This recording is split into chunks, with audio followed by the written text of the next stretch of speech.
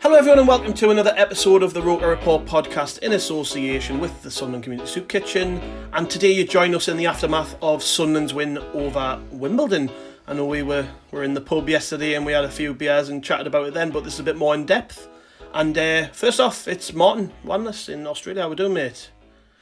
I'm champion, yes. Very pleased that we managed to follow up our first defeat of the season on Tuesday with a win on Saturday, because I think we've got a tough run of fixtures coming up, and if we hadn't got that 3 points yesterday, it could have been a tough end to the month, couldn't it? But yeah, very happy. And we're also joined today by a very special guest. It's Tom White of Sky Sports News.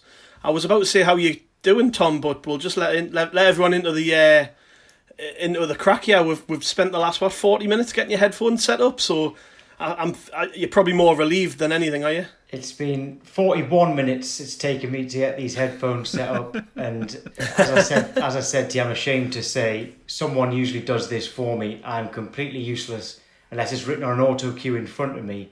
I really am completely useless, and there I've just proved it in front of both of you. Well, bit of a culture shock, innit? I think you're going to have to get some IT skills. Before we get into the weird and wacky world of Sunderland, though, how are things with you anyways, Tom? You still living the dream there over at Sky? Yeah, very, very happy right now. Even throughout the pandemic, I was always working, so I was very lucky. Yeah. I really, really missed going to games, but everybody did. People had it a lot worse than me, so I'm very happy, thank you. How's it been covering the transfer window so far? Because there's been some pretty big moves so far, to be fair, isn't it, across the leagues?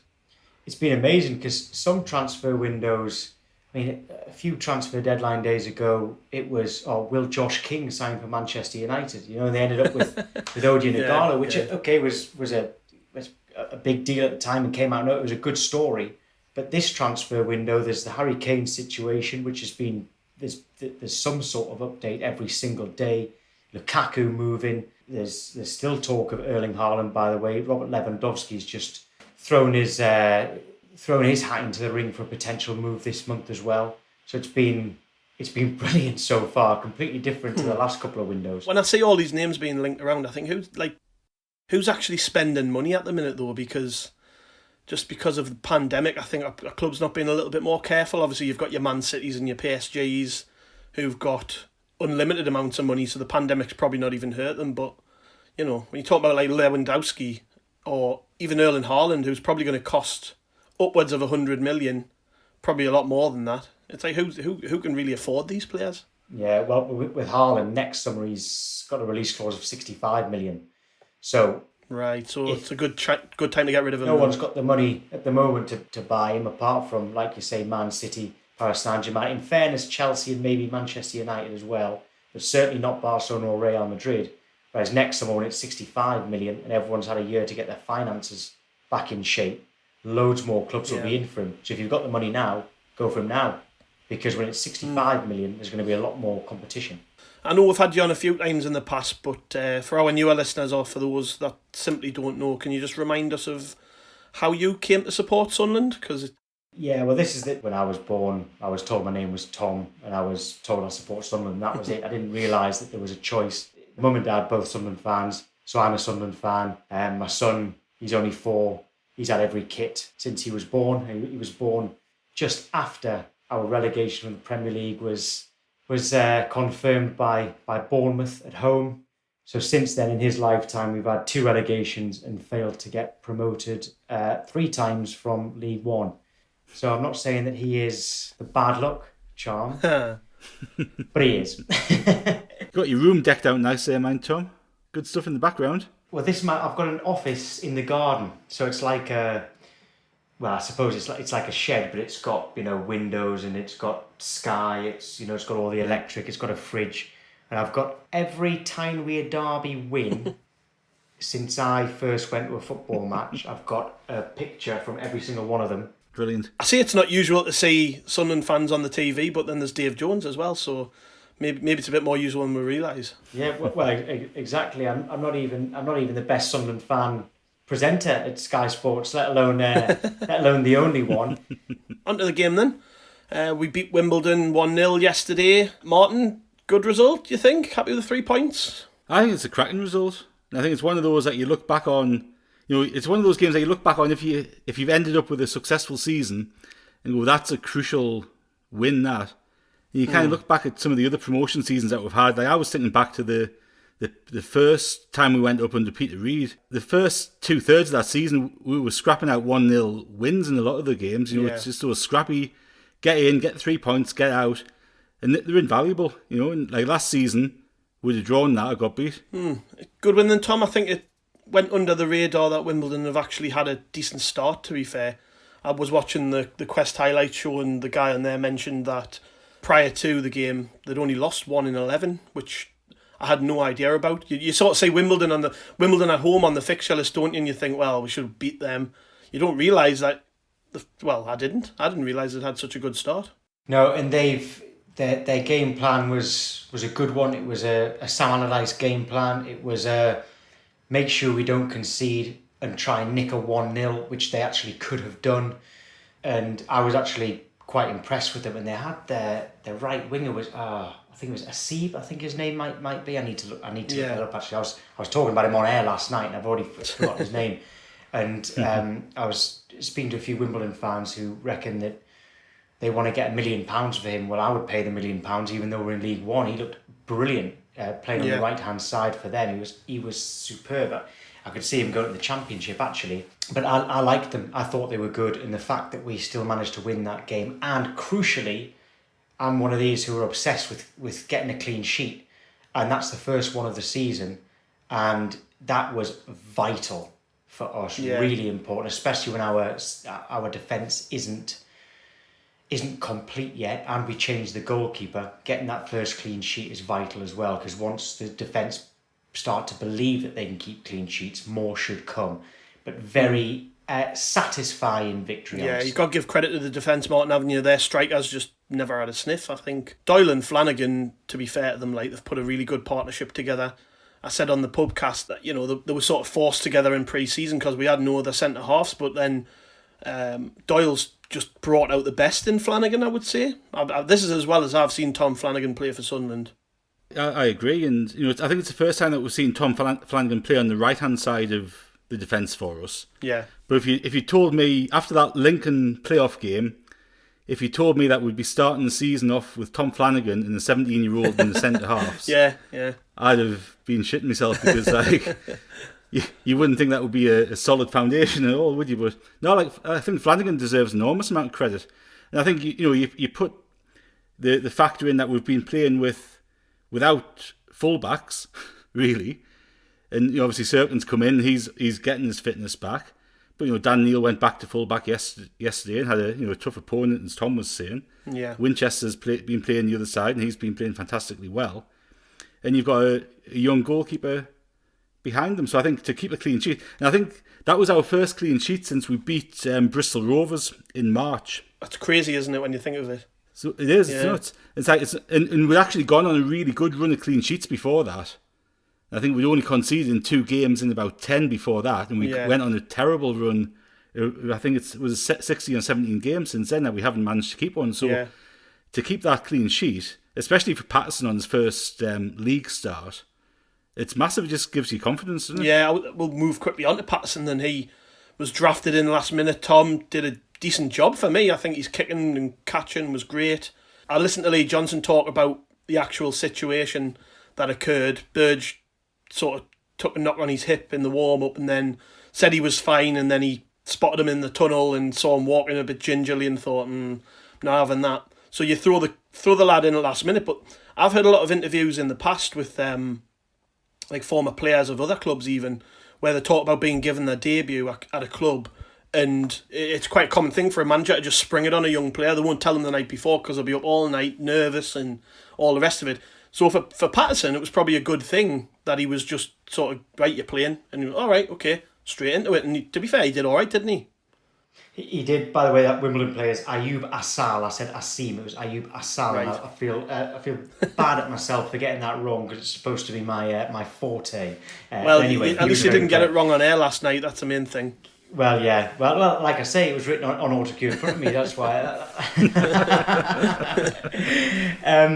Patterson, I think he did do well. He did make one mistake, but that was the only negative. But that's okay. The defence are a team in itself, and Sirkin was there, just like Patterson was there when others made a mistake. So that's fine. And Lee Johnson said over the summer, Patterson is part of our first team squad. So if Burge isn't quite right, he has to play. If Burge played with an injury, that shows that actually Johnson doesn't really trust Patterson. Yeah. Mm-hmm. And that would be more of a worry for me if he hadn't played yesterday, knowing that Burge had that slight knock. So he came in, I felt comfortable, I didn't feel worried. Like I said, there was that one error that didn't lead to a goal. But other than that, I felt safe with him in goal. I think that's the best compliment that I can give. And the fact that we kept a clean sheet is huge for him and the whole defence. Yeah, I think he probably would have played on Tuesday anyways, Martin, but do you think he should keep his place? Well, I think he definitely will, won't he? I think he's going to... You listen to Johnson... I know Johnson was talking about Jack Diamond when he said this after the game, but he's talking about getting 25 games for a player to develop, for a younger player to develop every season. And you obviously Patterson's played against Port Vale, he's played yesterday against Wimbledon. And he's going to play against Blackpool because obviously if Burge is carrying some sort of injury, he's not going to risk him. And obviously the only choice is Carney's got an injury as well, hasn't he? So Richardson would be the Carney missed the 23s game last week as well. So and I think Johnson mentioned it actually when he was talking about goalkeepers. He said once Carney's back fit, he'll be in the reckoning. But so it looks like he'll play. You'd certainly keep Patterson in for the Blackpool game, wouldn't you? And then if he has a decent game against Blackpool, it makes quite a tough decision for Johnson ahead of Wickham, doesn't it? Because that's going to be a tough game for the keeper. Yeah. And if Patterson goes in on the back of 2 clean sheets when we haven't had a clean sheet for 5 months, it's going to be a tough decision for Johnson to leave him out, isn't it? Hopefully we'll have another keeper by then, but we'll get onto that later. We'll get onto that later. Pretty much everyone agreed, Tom, that Carl Winchester was man the match after the game. Pretty much everyone I saw on social media, all of the sort of feedback from videos on YouTube and all the rest, everyone was saying Carl Winchester was man the match. So let's break his performance down. Firstly, the goal. It was nice to see someone taking a shot on from range, wasn't it? I mean, I know it was a lot of fortune there, but you don't shoot, you don't score, do you? That's the name of the game. He played really, really well, and I didn't have a clue that he could play right back, but he's played there very well so far. Last season and the season before, I even had this conversation with Dave Jones that I said, Ledbetter and Power, they need to shoot more because they've got good strikes on them, but they get the ball in a shooting area and kind of would then look wide. And there's nothing wrong with that. It keeps possession and we're still on the attack. But I thought that the two of them could have backed themselves more. And we've seen Ledbetter strike them brilliantly. We've seen Power strike them brilliantly. So exactly the same goes. Now that I know that Winchester can strike them like that, I want to see him do it more often. Yeah. Because I know it took a deflection, but I think that's 3 times this season that he's hit one from about 5 billion yards out, and he struck it so well. I like that. I'm a big fan of, if you get a chance to have a go. Because what we're guilty of in the last few seasons, in fact, we've been guilty of forever with this, is that we don't shoot enough. It's gone out of the game a bit, hasn't it, though? Sort of midfielders doing that. Because I think back to even like the Quinn Phillips days. We had Alex Ray, Gavin McCann, Stephen Schwartz, Don Hutchison. Like, these players all scored goals, and it just feels like it's gone out of the game a little bit, where midfield players don't score anywhere near as many as they used to. Yeah, well, the amount of times at half-time I've said, we're playing well here, and then thought, actually, but has their keeper had to make a save? Yeah. I mean, if we can play well and just get a couple of shots from long range just to test the keeper, it could go in the top corner. Keeper might fumble it and go to one of our strikers. We might get a corner out of it. Something could happen. The worst that can happen is it goes out for a goal kick. But if we keep passing the ball around, trying to walk the ball in, it could be cleared and the other team could score on the counter-attack. So there's no harm in that. I'm not saying that we should just shoot on sight. But if the ball's rolling right for you, 30 yards out, 25 yards out, just hit it. And now we now know, or we've learnt this season, that Winchester has got a good shot on him as well. So back himself, not just him, but the rest of the players. Yeah, his overall performance, Martin, he was very good, wasn't he? I mean, the goal aside, just had a very good game. He's definitely feeling his way into that position, and I think I've seen something where when he was at Oldham with Johnson, he played right back a fair bit.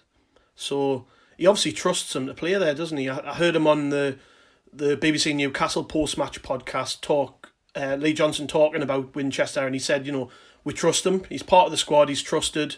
If I need to play him in the 10, central midfield, right back, or even at centre half, I would, because I trust him and I know his quality. He was signed sort of under the radar again. Like, we bought him from a League Two side, who I don't think he really registered on anyone's radar, did he, Carl Winchester? But he knows as well as the rest of us that we're signing players now, and if he wants to be a fixture in this team, he has to impress in the time he has got on the pitch. So, is right back his position to lose now, do you think? Well, I think if you flip it around, right, so if we'd signed Carl Winchester in the summer as a right back, and he played as well as he has done for the first few games this season, we'd all be going, bloody hell, we've got a good right back there. Because his performance has been great. He's looked solid defensively. He's looked calm in possession. He's got up and down that line. He's looked a cultured player. And I thought he was great on the ball yesterday. But as Tom said, he's got a goal threat from right back. Yeah. He had a good shot saved against Burton on Tuesday. He's took a pot shot yesterday and won us the game. And like, to me, if you can have somebody in the fullback positions who can contribute 4 or 5 goals a season, you've got a tremendous advantage against teams who don't have that. We saw that with Luke O'Nine, didn't we, as well, when he first went into right back. I think he scored 5 or 6 that season from right back. Just because you've got a bit of an offensive mindset as well. And I think some of the lads last night on the pod made the point about Winchester's playing so well, we have to get him into midfield. And to me, that's counterintuitive, because Winchester's never played as well as he has done for us in midfield as he is playing at right back this season. Mm-hmm. So to me, you kind of go, you know what, that's your shirt. Keep until somebody comes in who's going to drastically improve on what you can do, or you fall out of form. Yeah, knock yourself out. Winchester wasn't signed on. We're using data and stuff now to sign players. It's a more modern way of signing players. But as you know, I speak to a lot of managers, whether they're out of work managers or current managers, and they all say there's lots of things that they say in common. One of them is any manager, when he joins a club, will try to bring in a player that he knows. Now, Johnson has had Winchester in the past.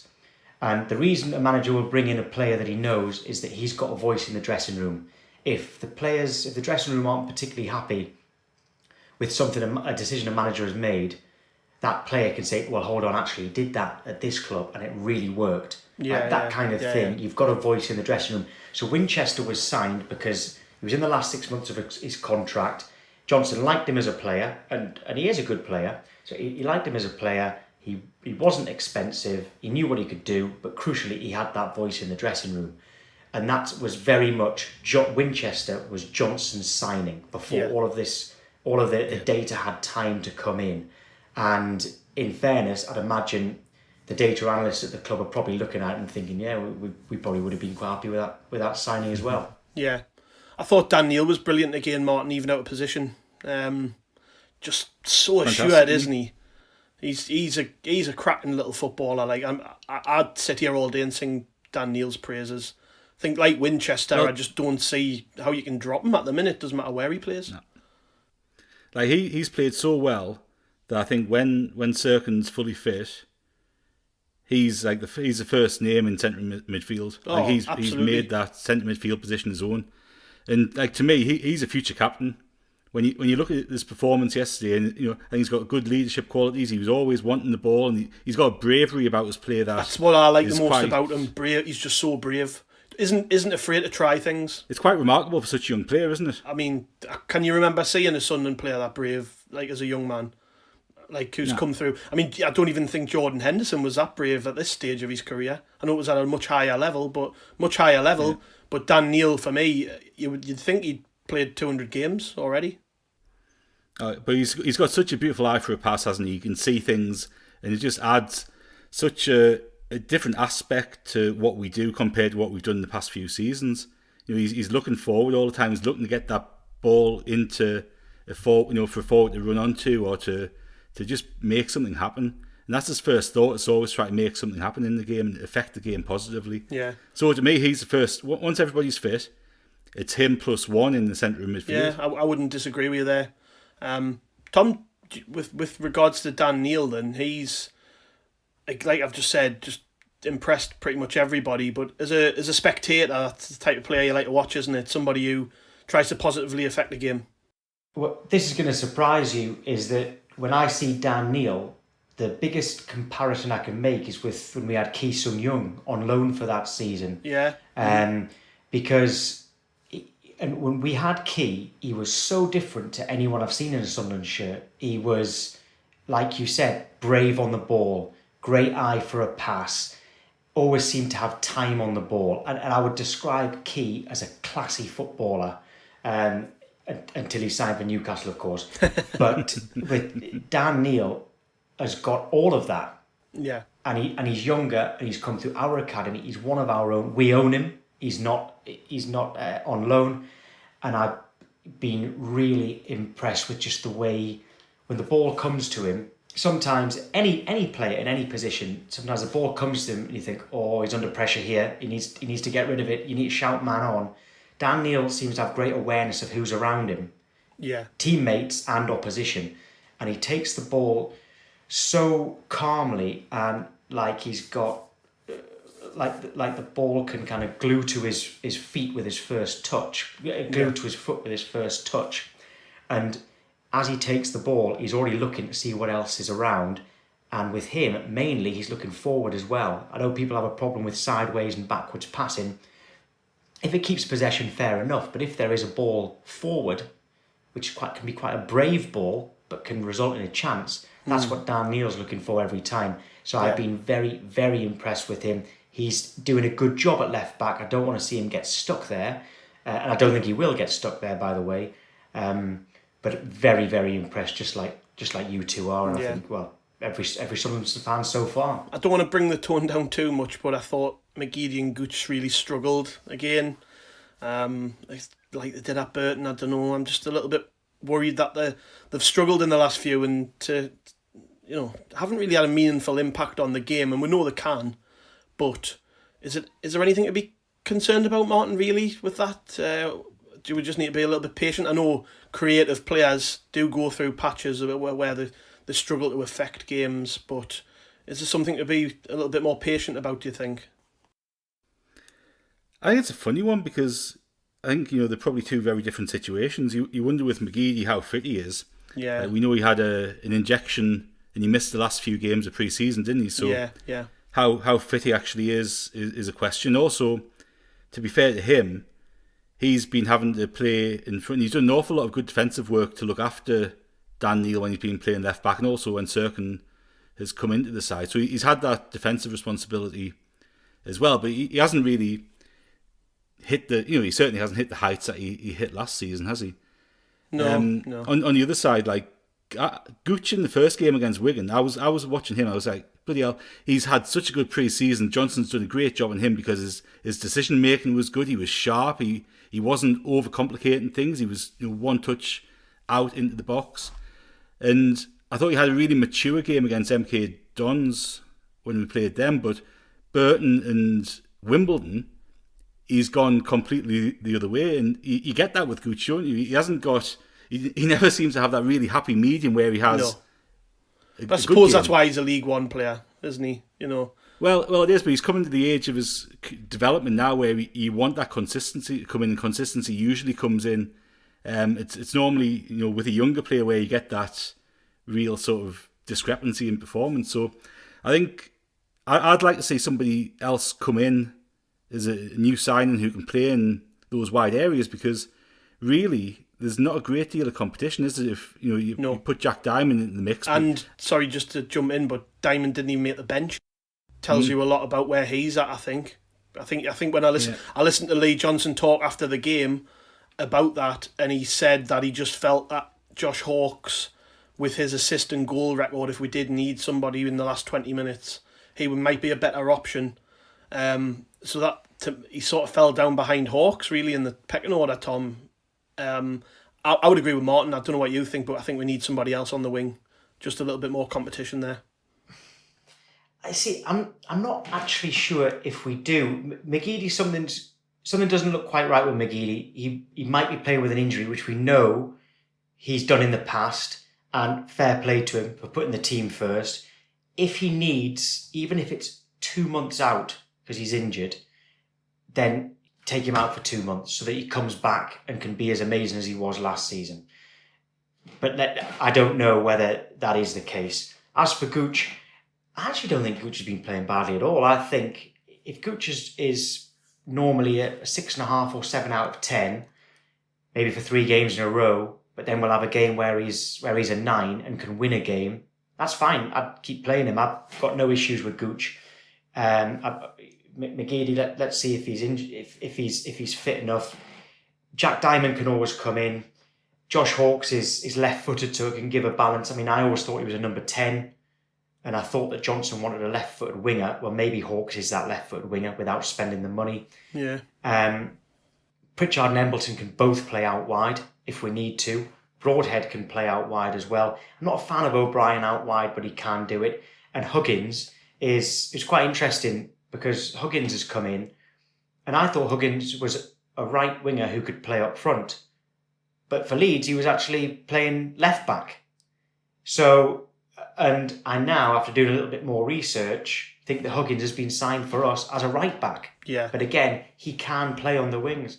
So unless if Hawkes and or Diamond go out on loan, then yes, I think we would need another winger. If they are staying, then I don't think winger is somewhere that we need to strengthen at this stage. And we know how good McGeady can be. Whatever the issue is, he'll fix it. And Gooch, I've got no issues with Gooch at all. Not even one. Fair play. Like I say, I'm more in the camp of like I do appreciate what Gooch brings to the team. He clearly works very hard, but I think sometimes we could just do with seeing a little bit more quality from him. But I think that the key thing really is that the manager will persist with him. So he has to at some point deliver and contribute to goals and assists. Like Martin just said, to be fair, I think in pre-season he looked a different player. He looked, like you say, sharper, and he just wasn't over. The big issue with Gooch for me is the overcomplication of simple things. Sometimes, like yesterday, he got into a couple of good positions. I thought his first touch was brilliant. There was 3 or 4 times I remember where Doyle played a lovely long ball to the wing, and he just trapped it beautifully, and then had the time and the space to do something. And rather than, gambling on Stewart, and we've seen this season Ross Stewart, if you just put the ball into areas, he'll get there. Even if he isn't going to score. We've seen chances, I think, even last weekend, where the cross was going in the box. Stewart just came out of nowhere, got his head on the end of it. I think maybe they're not used to that still. There's probably still a little bit of that with we aren't really used to having that man in the box who just you can gamble on, and if you make a nice, if you put a nice cross into the box, he's going to try and get on the end of it. He's going to throw everything at getting on the end of it. So there might be a little bit of that with Gooch, but he does just need, for me, just needs to slow down and simplify his game. But I think that's been a long running problem with Lyndon Gooch. I think he's very capable of scoring a goal from 20 yards, curling at the top corner, but he's also capable of making something that should be very simple look difficult.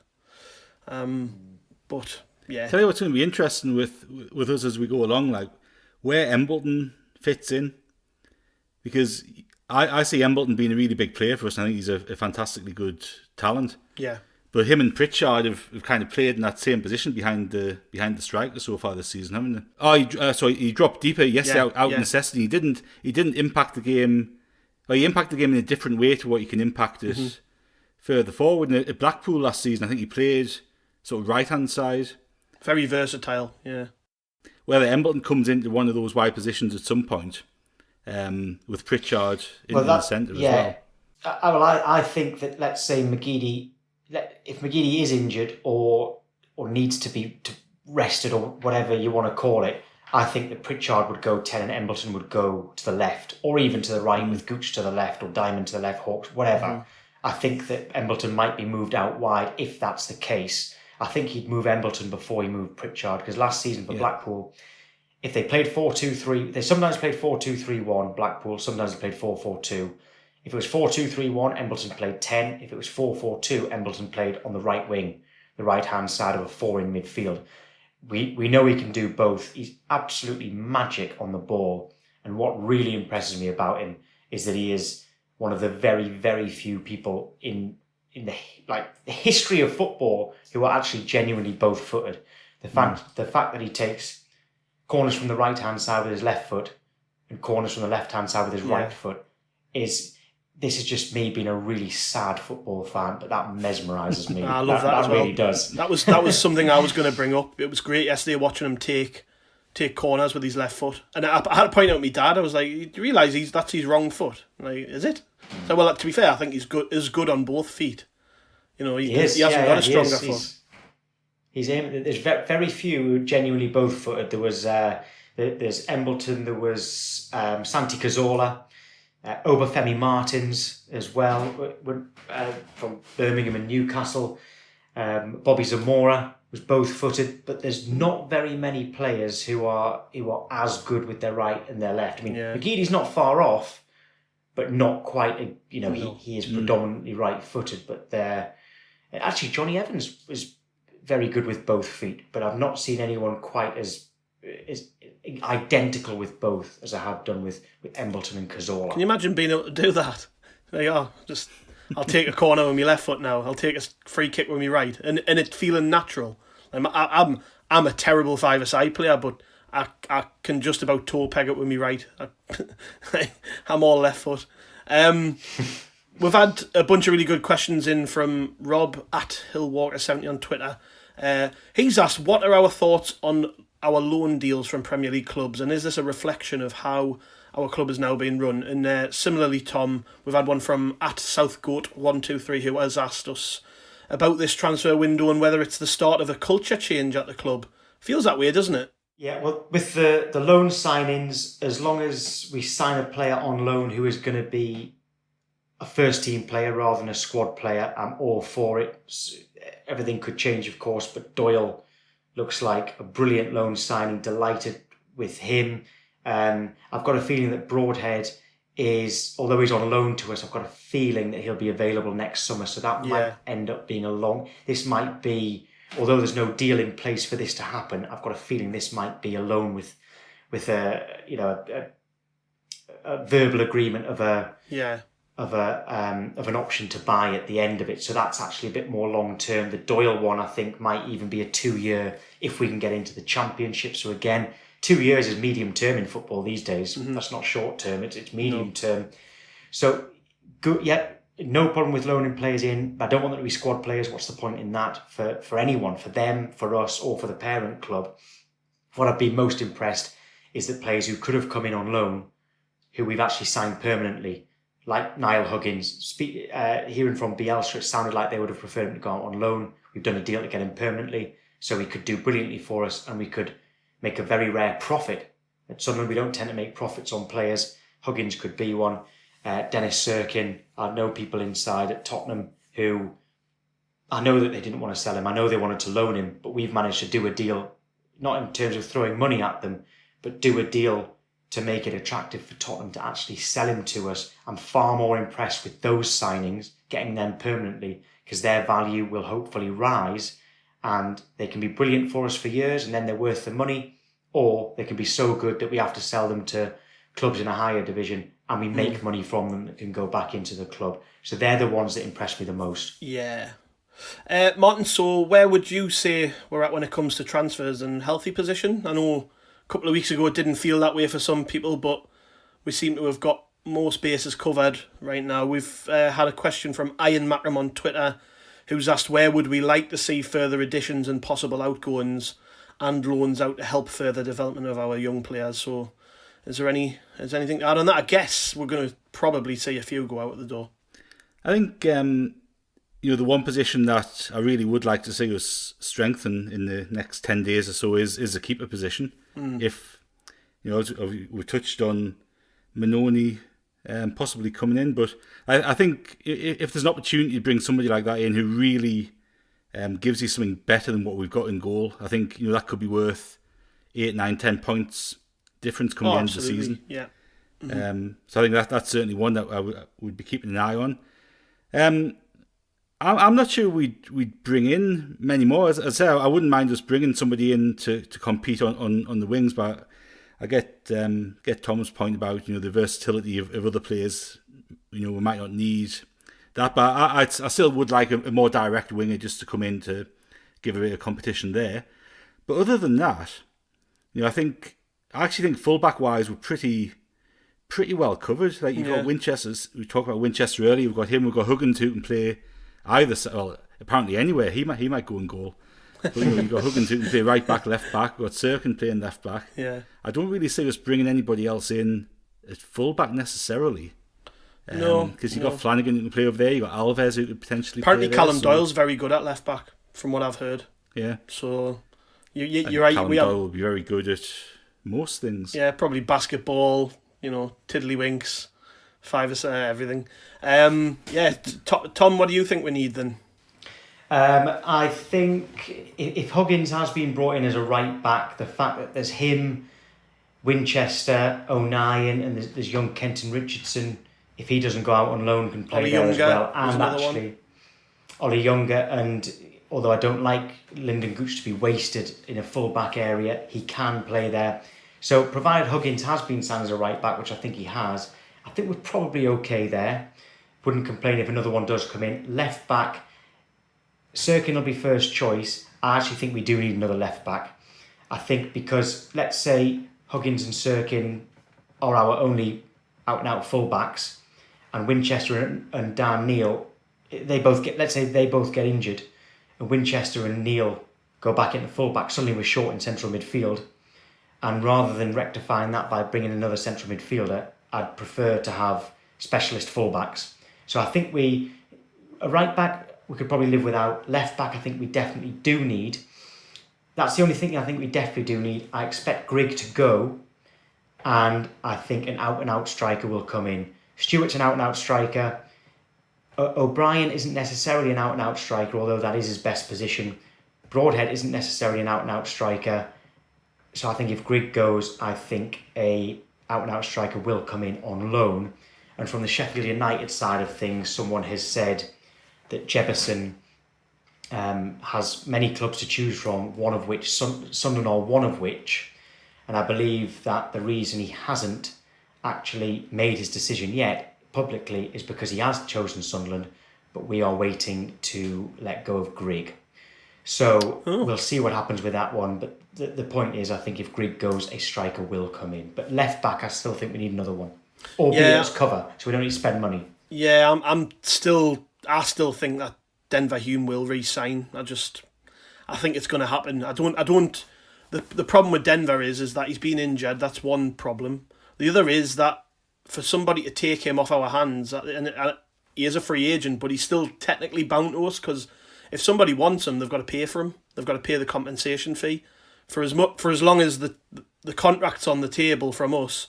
And it might not be a one that he likes, but as long as we've matched these terms, and that contract remains on the table, if somebody else then comes in and wants to sign him, they either have to have Sunderland's blessing to, right, okay, we drop our contract, you can have him for nothing, or they have to pay it. And I just don't see who's going to pay $250,000 for an injury-prone League One left back.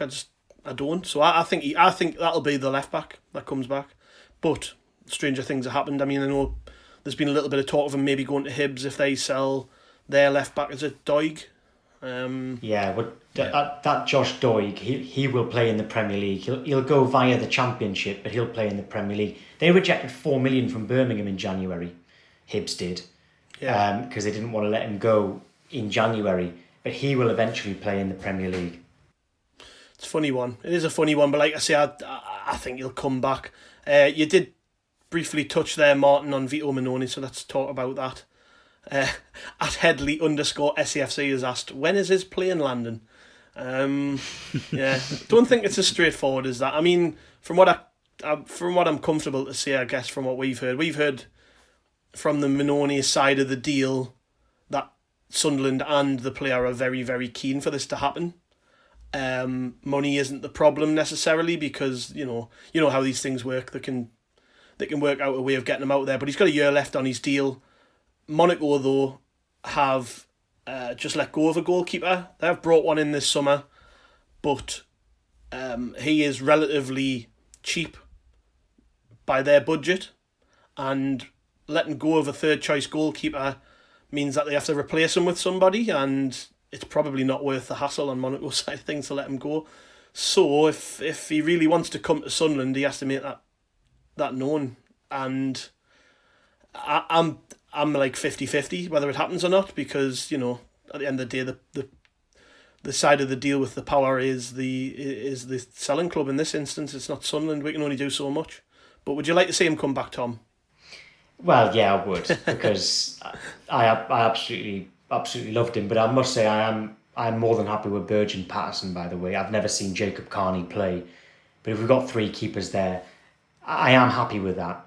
But I'm not going to say no to big Vito Mannone coming back. I did try to, I've got no doubt that the story is true, but I tried to get a little bit more info on it by calling his agent, but actually he is no longer his agent, the person who I phoned. So I couldn't get any more information on it, unfortunately. I did interview Vito Mannone ahead of the Euros, ahead of the final, because it was Italy v England, so I wanted to get his views on it. And really good guy and everything, and I'd love to see him back, but I've got nothing more to add to the story. I can't kind of confirm it, but I've got no doubt at all that it is all true.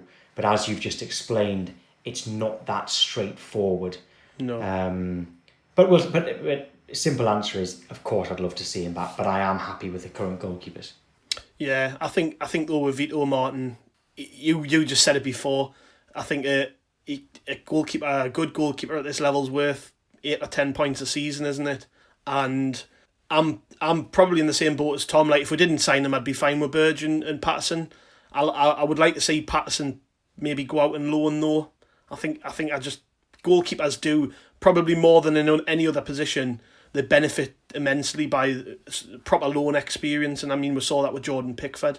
But if it came to it and we didn't sign another goalkeeper, Mannone didn't come in or whoever else they're looking at, I'd be fairly comfortable. I think Burge is, and I've said this numerous times on the pod, so I won't bore people any further, but he is a League One goalkeeper, so he's going to make mistakes. And we were pretty lucky with John McLaughlin for a season or so, weren't we, where he was clearly above this level. So people judge him against that when really they should be judging him against goalkeepers out of the club, shouldn't they? Yeah, look, I think Burge is a good League One keeper. I think you look at the other keepers around, and there aren't many in League One who are better than him. No. But I just think if you've got the opportunity to bring somebody down into League One who should be playing at a higher level, they're going to add a significant amount to the team, aren't they? So if there's an opportunity to do it, you'd snap the hands off. Yeah. I think I agree.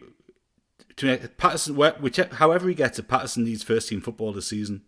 So whether it's with us or whether it's on loan, he needs a good stint of regular football at first team level, doesn't he? Because that's the only way he's going to develop. Yeah. If he plays it with us, he's going to make mistakes, but he's got to get that experience. And if he goes elsewhere, he's going to make a few mistakes. But I think just for him, this season's vital. He's got to play a decent amount of games somewhere.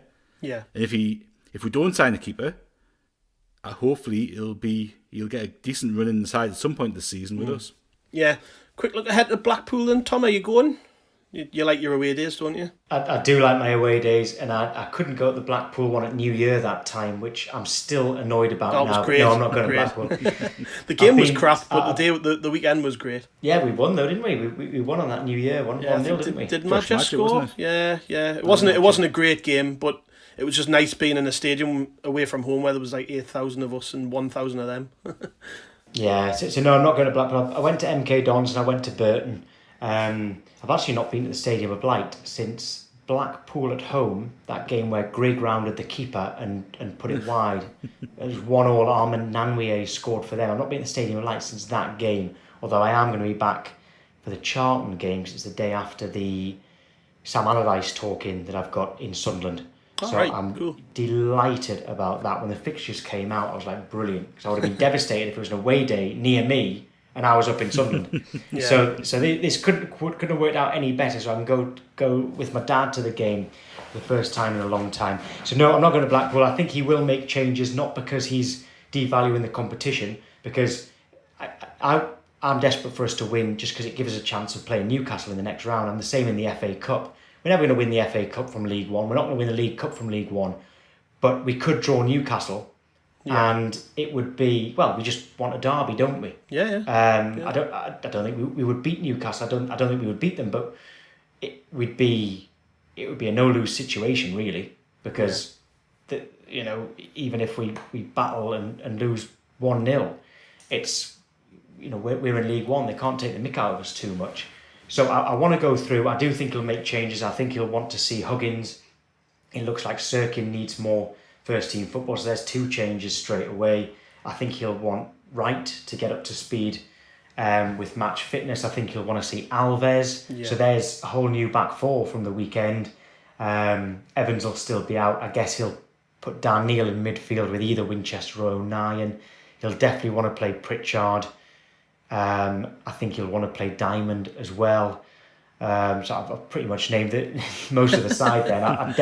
I definitely think you'll want to see Broadhead and maybe O'Brien as well. So it could actually be, with the exception of Neil and either Winchester or O'Nien, it could well be 9 changes for the side. I should have thrown this in, by the way, when I was talking about fullbacks. We are in for a player from Arsenal actually called Ryan Alebiosu. Never seen him play. I hadn't heard of him until someone told me about it. We're in for him, but at this stage it's only in talks. I know he's a fullback. Don't even know if he's right or left. So we are in for him. And when we were talking a few weeks ago, there was a lot of talk about an Exeter right back called Josh Key. Yeah. Who we'd had a few bids rejected for. And I saw a few conspiracy theories going around saying that the club had leaked that information to try and appease the fans because we hadn't signed anyone at that stage. Well, I can assure you that story is absolutely true. We've been in for this Josh Key from Exeter all summer and haven't been able to get him. I don't know if that deal is now off, now that we've signed Huggins, but we were absolutely in for him and willing to spend quite a bit of money on him. So just in case there was anyone out there who thought that was planted by the club have been silent with the local and national media all summer. So that story was not leaked from the club, because I know where it came from myself. And we were very much in for him. But this guy here, this fullback from Arsenal, this Alebiosu, that would be a loan if we go for him. But at this stage, we haven't actually made the offer. It's just a case of in talks. Yeah, it's interesting that we're still looking at right backs then. See, I don't know if he's a right or left back. I basically was given the name, and I forgot to even research him because I'd never heard of him. Right. Okay. But he is a fullback. Well, we do definitely need a fullback, and they can't just bank on Denver Hume re-signing, I suppose, because, like I said, a club could actually come in and pay the money, and then we would be like, oh, okay. So they've obviously got targets that they've got to line up. I think there's still plenty to do. I know how long's left of the window, like just over a week. Plenty to do, Tom. And I think there'll be a few ins and outs at least.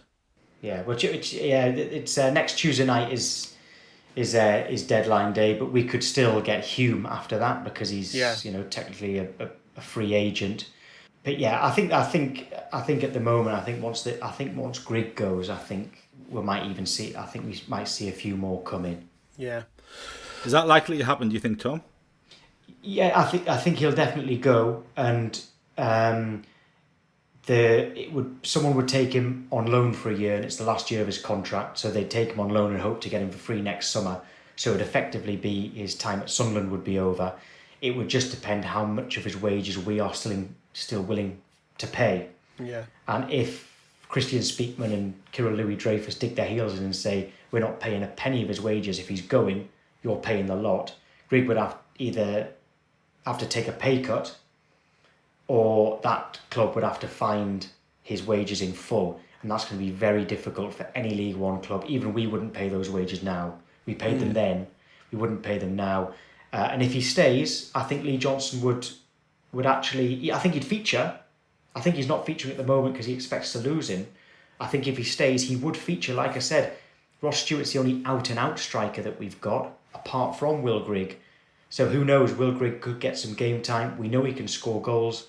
His time may not necessarily be over, but I'd be surprised if he doesn't move on between now and next Tuesday. Well, Tom, thanks for joining us. We're very grateful for your time. Just remind people where they can find you on social media and what times you're usually on the air, because you're on nearly every day, aren't you? Yes. Yeah, well, it's at Tom White Media on Twitter and Instagram. And in terms of when I'm on, throughout the transfer windows, every transfer window I do Good Morning Transfers, which is 9 a.m. till 10 a.m. on Sky Sports News. I also do Transfer Talk, which is midday till 1 p.m, apart from on a Monday where it's 1 p.m. till 2 p.m, because Ref Watch is extended on a Monday morning on the football show. I also do Saturday nights. As soon as Soccer Saturday finishes, I'm on 6 till 9 p.m, giving all the EFL goals, unless, of course, I've booked it off as holiday to go to a game. and then you can find me at a League One ground where Sunderland are playing in the away end. Well, I'm surprised you've got time to do anything else. Sounds like you're very busy. And cheers, Martin. And thanks everyone for listening. Of course, we'll be back before the weekend, so be sure to catch up with us, and we'll see you all later. Bye now.